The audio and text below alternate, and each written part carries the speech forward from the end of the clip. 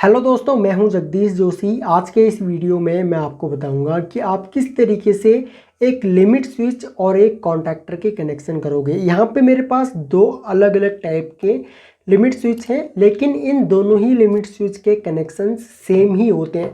अब ये दोनों ही लिमिट स्विच और ये कॉन्टैक्टर जो है वो मेरे पास CNC ब्रांड के हैं। अगर मैं इस लिमिट स्विच की बात करूं तो देखो, ये दोनों ही लिमिट स्विच जो है ना वो अलग अलग जगह पे यूज होते हैं। बाकी इनके यूजेस के बारे में और ये किस तरीके से काम करते हैं वो मैं एक अलग वीडियो बनाऊंगा और वहाँ पे मैं आपको समझा दूंगा कि किस तरीके से लिमिट स्विच काम करते हैं। बाकी अगर आपको जल्दी वीडियो चाहिए इनके वर्किंग के बारे में भी तो प्लीज़ वीडियो के नीचे कॉमेंट करके मुझे ज़रूर बताएं, ठीक है। अगर आप लोग मुझसे PLC प्रोग्रामिंग, RLC डिजाइनिंग या फिर ऑटोकैड इलेक्ट्रिकल बिल्कुल बेसिक टू एडवांस सीखना चाहते हो तो आप लोग हमारे एंड्रॉयड ऐप को भी डाउनलोड कर सकते हो और वहाँ से आप लोग कोर्सेज ज्वाइन कर सकते हो। कोर्सेज का लिंक और ऐप का लिंक मैं दे दूंगा आपको वीडियो के नीचे डिस्क्रिप्शन में। तो सिंपली आप लोग वहाँ से ऐप को डाउनलोड कर सकते हो। और अगर आपको कोर्सेज से रिलेटेड कोई भी डिटेल्स चाहिए तो आप लोग हमारे व्हाट्सएप पे हमको मैसेज करके कोर्सेज की डिटेल्स ले सकते हो। तो आइए प्रैक्टिकली सीखते हैं। तो सबसे पहले यहाँ पे मैं क्या काम करूँगा, यहाँ पे मैं इस लिमिट स्विच का जो ये ऊपर का कैप है ना इसको मैं निकाल लूँगा, ठीक है। तो उसके लिए मुझे जो ये ऊपर दो स्क्रू लगे हुए हैं ये दोनों ही स्क्रू मुझे खोलने पड़ेंगे। तो मैं यहाँ पे इन दोनों ही स्क्रूज को खोल लेता हूँ। उसके बाद यहाँ पे आपको देखने को मिलेगा कि यहाँ पे एक सील लगी हुई है, ठीक है। एक ये रबड़ की सील लगी हुई है, वो इसलिए कि आप मान के चलो लिमिट स्विच को कहीं पे ऐसी जगह पे लगाते हो जहाँ पे मान लो कोई ऑयल वगैरह बहुत ज़्यादा आता है या फिर कोई लिक्विड, कोई भी लिक्विड हो सकता है आपका, तो वो लिमिट स्विच के अंदर ना जाए और जो ये एलिमेंट लगा हुआ है इस एलिमेंट में कॉन्टैक्ट्स में कोई भी लिक्विड ना लगे। अब लिक्विड जब कॉन्टैक्ट्स में आ जाता है ना लिमिट स्विच के अंदर तो उसमें क्या होता है कि जो हमारा लिमिट स्विच जो होता है वो माल फंक्शन करने लगता है और सही से काम नहीं करता है, ठीक है। तो इसलिए हम लोग क्या काम करते हैं या फिर जो ब्रांड्स हैं वो क्या काम करती हैं, इस टाइप की कुछ पैकिंग लगा देती है यहाँ पे, जिसमें क्या होता है कि अगर आपका लिमिट स्विच किसी ऐसी जगह पे लगा हुआ है जहाँ पे मान के चलो ऑयल रहता है, हाइड्रोलिक बहुत ज़्यादा रहता है या फिर कोई अदर लिक्विड लिमिट स्विच के ऊपर आता है, तो उस केस में क्या होगा, अंदर इसके लिक्विड नहीं जाएगा। अब देखो ये है इसके अंदर एलिमेंट, ओके। एंड यहाँ पे ये क्योंकि नया है लिमिट स्विच तो इसलिए यहाँ पे देखो कैप लगी हुई है। यहाँ पे आप लोग क्या काम कर सकते हो, PVC ग्लैंड या फिर आप अदर कोई ग्लैंड लगाना चाहो तो वो लगा सकते हो जब आप लोग इसके अंदर वैट्स डालोगे तो। और ये अपना एलिमेंट है। एलिमेंट में अगर आप लोग देखोगे तो जो ऊपर के जो दो टर्मिनल्स आपको दिख रहे हैं ये इसके एनो टर्मिनल्स हैं, ठीक है। इनकी जो नंबरिंग है वो 13 एंड 14 है। और जो नीचे के दो टर्मिनल्स हैं ये इसका NC टर्मिनल है और इसकी जो एड्रेसिंग है वो है 11 और 12। जैसे कि आपने अक्सर देखा होगा जो NO की जो एड्रेसिंग होती है वो 13 एंड 14 होती है और NC की जो एड्रेसिंग होती है वो 11 और 12 होती है, जो कि मैं आपको बहुत से वीडियोस में बता चुका हूँ, ओके। तो यहाँ पे अब देखो अगर आपको ये एलिमेंट खोलना है या फिर इन केस आपका एलिमेंट अगर ख़राब हो जाता है और आपको अगर ये एलिमेंट चेंज करना हो तो सिंपली आप लोग इस स्क्रू को यहाँ से खोल सकते हो और खोलने के बाद इस एलिमेंट को यहाँ से निकाल सकते हो, ठीक है। सिंपल है बिल्कुल, ये एलिमेंट आपका निकल जाएगा। और आपका अगर कोई दूसरा एलिमेंट आपको लगाना है तो आप लोग सिंपली यहाँ पे दूसरा एलिमेंट लगा सकते हो, उससे आपको पूरा का पूरा लिमिट स्विच चेंज नहीं करना पड़ेगा। और कई बार क्या होता है कि लिमिट स्विच जब हमारा मान के चलो काम नहीं करता है, मान के चलो ये NONC नहीं बना रहा है आपका, तो उसके कौन कौन से कारण हो सकते हैं यहाँ पे।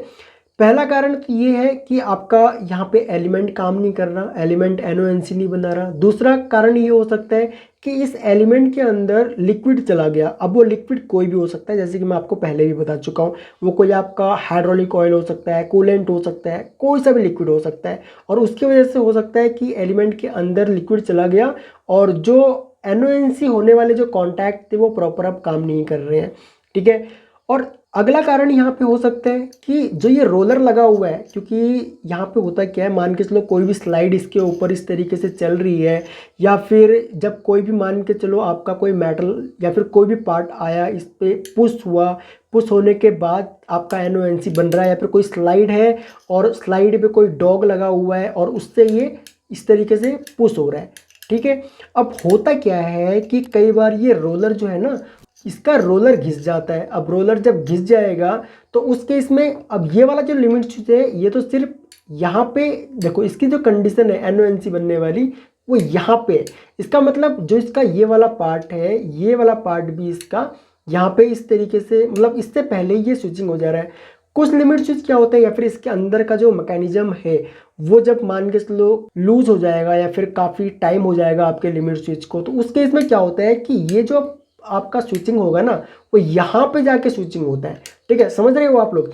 ये जो पार्ट है इसका, ये अब स्विचिंग जो होगा वो यहाँ पे जाके होगा। अब जब यहाँ पे जाके स्विचिंग होगा और आपका रोलर भी घिस चुका है, तो उस कंडीशन में क्या होता है कि जो भी यहाँ पे मशीन आपका या फिर जो भी आपकी कोई शाफ्ट है या फिर कुछ भी चीज़ हो आपका, वो जब इस तरीके से मूवमेंट करती है तो रोलर तो घिस चुका है आपका, तो उस केस में ये स्विचिंग नहीं करता है। आपका लिमिट स्विच प्रेस तो होगा लेकिन वो स्विचिंग नहीं करेगा। तो उस केस में आपको पूरा लिमिट स्विच ही चेंज करना पड़ेगा। या फिर सेम मॉडल का आपके पास अगर लिमिट स्विच पड़ा है तो आप लोग क्या काम कर सकते हो, ये यहाँ पे ये 4 स्क्रू इसके खोल सकते हो। उसकी जगह पे दूसरे वाले लिमिट स्विच को लो, यहाँ पे इसको माउंट करो, इसका निकालो, दूसरे वाले का लगाओ। अब आपका लिमिट स्विच प्रॉपर तरीके से काम करने लगेगा। चलिए, ये तो हो गई कि किस तरीके से अगर कोई फॉल्ट वगैरह आता है तो आप इसको चेंज कर सकते हो। सेम इस वाले लिमिट स्विच के साथ में भी है। अगर इस लिमिट स्विच में भी आपको कनेक्शन करने हैं तो इसमें भी सेम होंगे। मैं इसका भी आपको खोल करके दिखा देता हूँ। बाकी कोई भी लिमिट स्विच या फिर कोई भी पार्ट आप लोग खोलते हो, उसको माउंट करते हो, कहीं पर भी इंस्टॉल करते हो, तो आप जैसे खोल रहे हो सेम उसी तरीके से उसको माउंट भी करो। ठीक है, अब मैं इसको निकालूंगा तो यहाँ पे देखो इसके लॉक लगे हुए हैं। ठीक है, अगर आप इस लिमिट स्विच को देखोगे ना तो यहाँ पे इसके लॉक है। ठीक है, अब आप इसको ज़बरदस्ती अगर इस तरीके से इंस्टॉल करने की कोशिश करोगे तो ये होगा नहीं। तो ये इसके लॉक है, लॉक प्रॉपर लगाओ, उसके बाद इसको इस तरीके से स्क्रू कर सकते हो। अब इसके अंदर भी देखो, इसके अंदर भी आपको एलिमेंट मिलेगा, सेम ही एलिमेंट है। ठीक है, दोनों में सेम एलिमेंट है यहाँ पे। और इस एलिमेंट में भी आपको एक NO मिलेगा और एक NC मिलेगा। अब जरूरी नहीं है कि आपको सभी लिमिट स्विच में NO NC ही मिले, कुछ में आपको NO NO भी मिल सकता है, कुछ में आपको NC NC एलिमेंट भी मिल सकता है, कुछ में आपको NO NC भी मिल सकता है। यहाँ पे हमारे पास NO और NC है तो इसकी भी एड्रेसिंग NO NC है, तो NO की एड्रेसिंग सेम होगी यहाँ पे 13 एंड 14। NC की एड्रेसिंग यहाँ पे होगी आपकी 11 और 12। ओके, और यहाँ पे इसका अर्थिंग का एक स्क्रू दिया हुआ है, मतलब इसी स्क्रू से आप लोग खोल करके इस एलिमेंट को निकाल भी सकते हो। और यहाँ पे आप लोग चाहो तो अर्थिंग का वायर भी कनेक्ट कर सकते हो। और सेम ये कैप दी हुई है, इसको आप चाहो तो यहाँ पे इस तरीके से निकाल सकते हो और यहाँ पे ग्लैंड अपनी लगा सकते हो। ठीक है, तो इसको तो हम लोग रख देते हैं यहाँ पे साइड में, और इसको हम लोग यहाँ पे इसके कनेक्शन करेंगे। तो हम लोग यहाँ पे क्या काम करेंगे, सबसे पहले तो यहाँ पे मैं क्या काम करूँगा, यहाँ पे मैं लूँगा एक वायर और उस वायर को मैं कनेक्ट करूँगा अपने यहाँ पे लिमिट स्विच में भी कनेक्ट करूँगा। क्योंकि मैं यहाँ पे कॉन्टैक्टर को ऑन कर रहा हूँ तो यहाँ पे मुझे क्या काम करना पड़ेगा, कॉन्टैक्टर जो है मेरा वो है यहाँ पे, इसकी कंट्रोलिंग आप लोग देखोगे तो 220-230 वोल्ट। Okay, 50-60 hertz. अब यहाँ पे इस कॉन्टैक्टर में A1 A2 यहाँ पर भी दिए हुए हैं 2 टर्मिनल। अब यहाँ पे आप लोग अगर A1 यहाँ पे कनेक्ट करना चाहते हो और A2 यहाँ पे कनेक्ट करना चाहते हो तो वो भी पॉसिबल है। ठीक है, आप A1 यहाँ कनेक्ट कर दो, A2 यहाँ पे कनेक्ट कर दो, चाहो तो आप लोग A1 और A2 यहाँ पे कनेक्ट कर सकते हो। ठीक है, कैसे भी आप लोग कंट्रोलिंग कर सकते हो। और इस जो कॉन्टैक्टर है इसमें यहाँ पर भी देखो डायग्राम बना हुआ है, और इस कॉन्टैक्टर की हेल्प से कितना आप लोग एम्पियर स्विचिंग करवा सकते हो, कितने लोड पे आप लोग इस कॉन्टैक्टर को यूज कर सकते हो, वो यहाँ पे दिया हुआ है। ठीक है, अगर आपका वोल्टेज लगभग 380 वोल्ट ही रहेगा 3 फेज में तो आप लोग यहाँ पे 7.5 किलोवाट तक के लोड को आप लोग यहाँ पे कंट्रोल कर सकते हो, जो कि आपका लगभग 18 एम्पियर तक का करंट है, तो वो आपका यहाँ पे काम कर जाएगा। ठीक है, ये जो कॉन्टैक्टर है। और उसके बाद यहाँ पे देखो स्टिकर लगा रखा है इन लोगों ने। एक तो यहाँ पे आप लोग क्या काम कर सकते हो, ऑक्सिलरी ब्लॉक लगा सकते हो, ताकि अगर आपको NO-NC की ज़रूरत होगी तो, क्योंकि यहाँ पे सिर्फ एक NO टर्मिनल दिया हुआ है 13 एंड 14। ठीक है, अगर आपको एक्स्ट्रा NO-NC चाहिए, एक तो आप यहाँ पे ब्लॉक लगा लो, दूसरा आप लोग इन स्टिकर्स को यहाँ पे निकाल सकते हो। मैं यहाँ पे निकाल करके आपको दिखा देता हूँ। आप लोग इन स्टिकर्स को निकाल करके यहाँ पे ऑक्सिलरी ब्लॉक लगा सकते हो, देख रहे हो यहाँ पे। आप लोग अब इसको स्विचिंग करोगे तो यहाँ पे आप लोग ऑक्सिलरी ब्लॉक लगा करके एक्स्ट्रा NO NC इससे ले सकते हो। अब मैं यहाँ पे क्या काम करूँगा, मैं यहाँ पे जो इसका A2 वाला टर्मिनल है ना, इस A2 वाले टर्मिनल पे मैं न्यूट्रल वायर कनेक्ट कर दूँगा, ठीक है। और न्यूट्रल वायर यहाँ पे कनेक्ट करने के बाद मैं जो फेस वायर है उसको मैं कंट्रोल करूँगा अपने लिमिट स्विच से। ओके, तो ये हो गया अपना, मान के चलो ये हमारे यहाँ पे कनेक्शन इसके हो गई। ओके, न्यूट्रल वायर हो गई। अब यहाँ पे जो हमारा फेस वाली वायर होगी, अब फेस वाली वायर को मैं क्या काम करूँगा, मैं यहाँ पे एनो टर्मिनल पे कनेक्ट करूँगा। तो यहाँ पे हम लोग क्या काम करेंगे, इस वायर को यहाँ पे इस तरीके से अंदर से लेंगे और इसके एनो टर्मिनल के एक टर्मिनल पे हम लोग कनेक्ट करेंगे। जो हमारा एनो है ना, इसके एक टर्मिनल पे हम लोग कुछ इस तरीके से इस वाली वायर को हम लोग कनेक्ट कर देंगे। तो ये हो गई अपनी यहाँ पे कनेक्ट, ठीक है।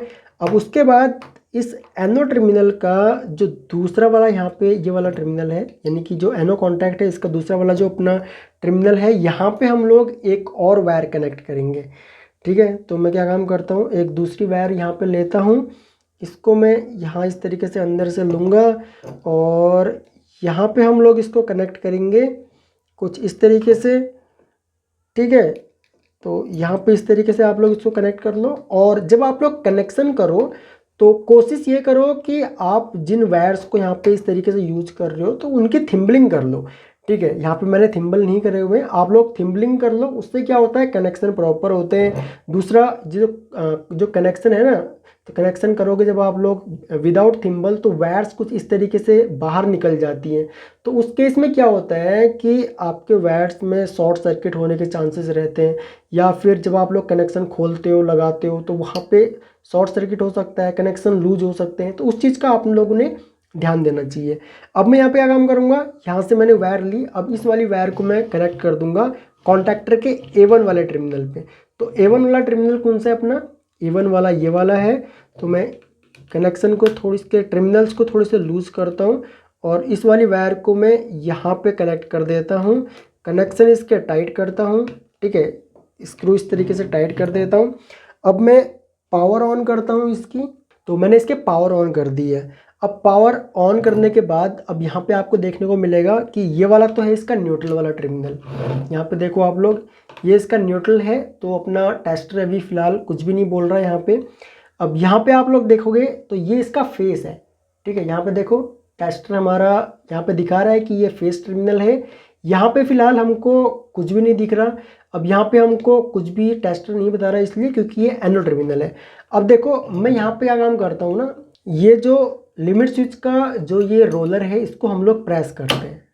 ये देखो जैसे हमने इसको प्रेस किया तो कॉन्टैक्टर हमारा यहाँ पे ऑन हो गया, ठीक है। ये कुछ इस तरीके से। तो ये मैंने आपको यहाँ पे कॉन्टैक्टर दिखाया, इसकी जगह पे आपकी कोई रिले हो सकती है। यहाँ पे मैंने कंट्रोलिंग 220 वोल्ट से करके दिखाई है।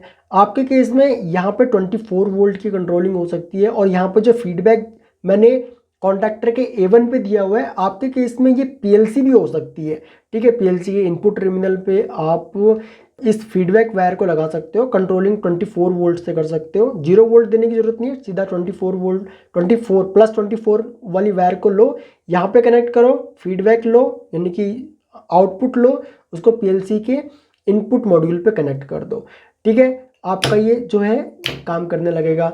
अब मान के चलो कोई भी स्लाइड आई, स्लाइड आने के बाद उस पर डॉग लगा हुआ था, डॉग लगा होने के बाद ये इस तरीके से इसने प्रेस किया, आपका जो भी यहाँ पे आउटपुट पे कनेक्ट कर रखा होगा आपने वो ऑन हुआ, और ऑन होने के बाद वो जब डॉग वापस चला गया तो वो ऑफ हो गया, ठीक है। जब तक ये प्रेस रहेगा तब तक आपका यहाँ पे ये आउटपुट आपकी ऑन होगी या फिर कॉन्टैक्टर आपका ऑन रहेगा। ये इसको छोड़ देगा तो कॉन्टैक्टर आपका ऑफ हो जाएगा, ठीक है। तो कुछ इस तरीके से बिल्कुल सिंपल तरीके से आपके लिमिट स्विच के कनेक्शन होते हैं। और अगर आपके लिमिट स्विच में कोई ख़राबी आ जाए, आपके लिमिट स्विच में कोई फॉल्ट आ जाए, तो इस तरीके से आप लोग उसके फॉल्ट चेक कर सकते हो। और सेम इसी तरीके से NC के कनेक्शन होंगे। NC में क्या होगा, अभी मैंने इसको प्रेस नहीं कर रखा, अगर मैंने सेम कनेक्शन NC में किए होते तो कॉन्टैक्टर हमारा अभी फिलहाल ऑन होता। ऑफ कब होता, जब ये प्रेस होता, ठीक है। तो कुछ इस तरीके से कनेक्शन होते हैं, एक लिमिट स्विच और एक कॉन्टैक्टर के। कॉन्टैक्टर की जगह पे आप लोग रिले या फिर पीएलसी कुछ भी कनेक्ट कर सकते हो। आई होप कि आपको ये कनेक्शन समझ में आए होंगे। इसके वर्किंग का वीडियो जल्दी मैं लेके आऊँगा। अब कितनी जल्दी चाहिए उसके लिए प्लीज़ वीडियो के नीचे कमेंट करके मुझे ज़रूर बताएं।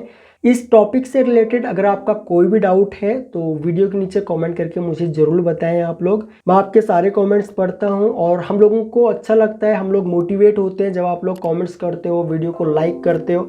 बाकी अगर आप लोग इस चैनल पर न्यू हो तो चैनल को आप लोग सब्सक्राइब कर लीजिए, बगल में जो बेल आइकॉन है उसको भी ऑन कर लीजिए ताकि आपको हमारी सभी न्यू वीडियोज़ का नोटिफिकेशन लगातार मिलता रहे। So thanks for watching guys. जल्द मिलते हैं अपनी नेक्स्ट वीडियो लेक्चर में।